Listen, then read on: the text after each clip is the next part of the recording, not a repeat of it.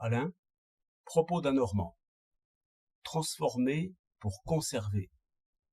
Il ne faut transformer que pour conserver. Cette formule est d'un grand bureaucrate qui n'aimait pas trop la République. Nos monarchistes, frottés de science, chantent de nouveau ce refrain. Ils empruntent les couplets à l'histoire naturelle. Ils nous montrent les vivants, tous nés dans la mer, à une époque où elle était plus chaude et moins salée que maintenant. Et ils expliquent la formation d'organes de plus en plus compliqués, comme poumons, cœur et le reste, par l'effort des vivants pour conserver en eux, autant que possible, les conditions primitives. Ainsi, disent-ils, le progrès, selon la nature, ne nous conduit point à quelque perfection idéale. Il est attaché au passé. Il a uniquement pour objet de nous faire demeurer comme nous sommes et comme nous étions.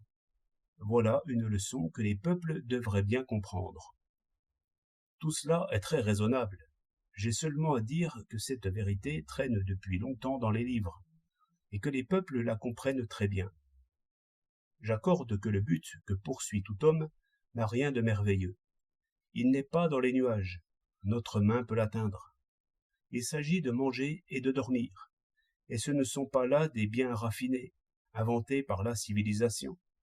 Nos ancêtres les plus lointains, si bruts qu'ils aient pu être, les cherchaient déjà et s'en contentaient, comme nous nous en contentons quand nous les avons. Seulement, il s'est trouvé qu'il était très difficile de les avoir, parce qu'il y avait autour de nous une nature qui n'était pas toujours favorable, d'autres animaux qui faisaient claquer leurs mâchoires, et d'autres hommes aussi, qui se multipliaient comme des lapins, et bien plus vite que leurs aliments. De là une guerre sauvage, chacun cherchant toujours à manger et à dormir. Tout ce que nous appelons civilisation est né de cette guerre pour manger et dormir.